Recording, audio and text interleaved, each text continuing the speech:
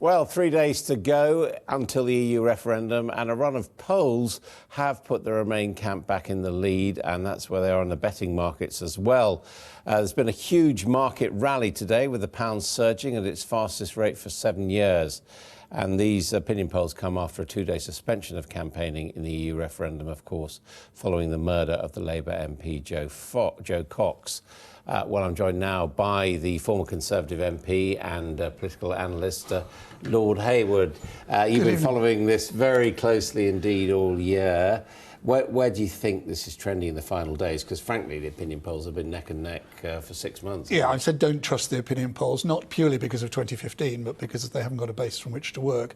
My own sense, anecdotally, and I think we're all dealing on anecdotes, is that 2 or 3 weeks ago, Leave were being underestimated in terms of the opinion polls, and I think they were clearly in the lead.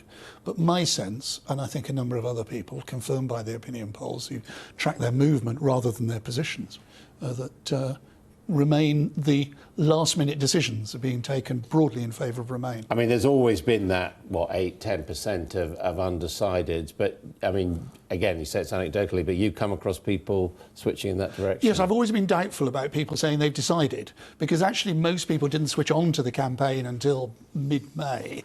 Before that, they were aware of it, but weren't really thinking about it. So a lot of people who were declaring a view weren't necessarily rigid, and you could talk to them one day and they'd say one thing, and then they'd had a different message the next day, and they'd say the exact opposite. So I think people really are concentrating in the last few days, and I'm finding not only undecideds, but people who were previously Leave now saying they're going to vote Remain. Why? A mixture of different reasons, but I think primarily, if one summarises it, it's the economic argument has cut through. People are looking at their own personal circumstances and saying it's either for us or it's for our children. What about the suspension of campaigning and, of course, the murder of Joe Cox? Everyone has kept it out of the campaign, if you like, but what impact do you think all that's having? I think a small impact. It will have an impact on some people. Clearly, everybody knows that she was in favour of Remain. They may be moved by that. But there are so many other messages going on around that I think it's an influence, not a key decisive factor.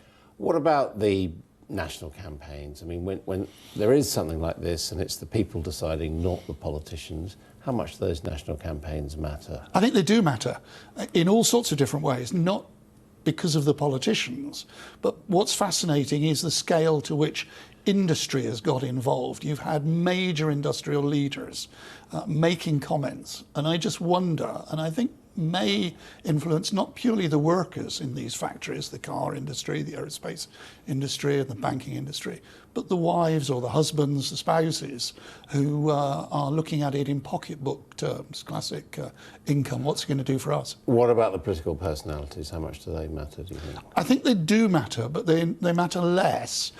And if I find myself thinking of one thing, and that is that the debates have been dominated by the politicians, but actually the voters have been looking on a much broader basis than just the politicians. And I know you spend your whole time going out and talking to people. If you had sort of one vignette which summed up the campaign to you, one conversation you've had, what would it be? Well, strikingly, this morning on a train, I met two people who'd already cast their votes, pensioners who had voted to Leave, and actually now regretted having done so.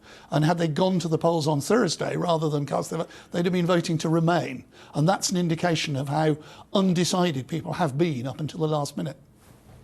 Right, Hayward, thank you very much indeed. It's going to be exciting night. Who do you think is going to win? I cautiously think Leave might just make it, but I wouldn't be surprised if Remain did. You think Leave on balance? On balance, but it's going to be a very close call. OK, well, thank you very much indeed. You are watching Sky News to come, lots still to come. You're watching Sky News tonight, lots still to come in the next hour at 8 o'clock. Stay with us.